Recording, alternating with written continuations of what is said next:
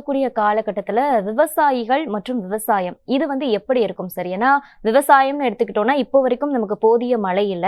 விவசாயிகளுக்கும் அவங்க வைக்கக்கூடிய கோரிக்கைகள் வந்து இன்னும் நிறைவேற்றப்படலை அப்படின்னு தான் சொல்லணும். ஸோ விவசாயிகளுக்கு இனி வரும் காலகட்டம் எப்படி இருக்கும் சார்?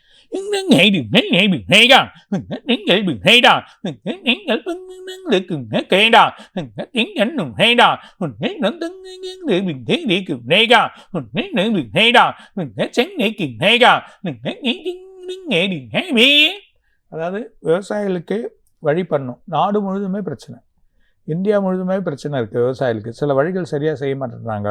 சில வழிகள் கொடுக்கணும், அதுக்குன்னு சில தொகைகள் ஒதுக்கணும், சில வழிமுறைகள் பண்ணணும். ஆனால் இந்த தடவை தமிழ்நாட்டில் சில முடிவு எடுக்கும்.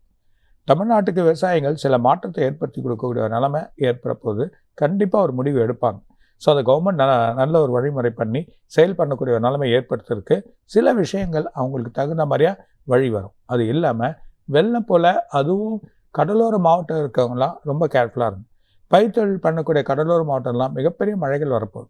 இந்த மழைகள் வந்து தாக்கி சில வழிகள் பண்ணதுனால கொஞ்சம் கேர்ஃபுல்லாக எந்த டைமில் பயிர் போடணும், எந்த டைமில் பயிர் போடக்கூடாது, எந்த டைமில் கொஞ்சம் காலகட்டங்கள் எப்படி நமக்கு வந்து இந்த செயல்முறைகள் சொல்கிறாங்களோ, எப்படி வந்து மழை வரப்போகுதுன்னு நமக்கு வந்து தெரிய வைக்கிறாங்களோ, அந்த மாதிரி தெரிவிக்கக்கூடிய நிலையெல்லாம் கொஞ்சம் மாற்றி அதுக்கு தகுந்த மாதிரி இந்த செடி மரங்கள் இந்த விவசாயங்கள் நம்ம பண்ணக்கூடிய காய்கறிகள் அதுக்கு தகுந்த மாதிரி போட்டிங்கன்னா நல்ல வழிகள் வரும். இந்த மாத கடைசியில் அடுத்த மாதத்தில் மழைகள் பெருசாக இருக்குது. பர்டிகுலராக கடலோர மாவட்டங்கள் தென் மாவட்டங்கள் முழுதுமே ரொம்ப மழைகள் ஏற்படுறதுக்கான வாய்ப்புகள் இருக்குது. ரொம்ப கேர்ஃபுல்லாக இருக்கிறது ரொம்ப நல்லது. அதே நேரத்தில் விவசாயிகளுக்கு இந்த வாட்டி கண்டிப்பாக ஒரு வழிகள் கிடைக்கும். இந்த வருஷம் இல்லைன்னா அடுத்த வருஷத்தில் அவங்களோட மதிப்பு உயரும், வழிகளும் கிடைக்கும், நல்லபடியாக இருக்கும்.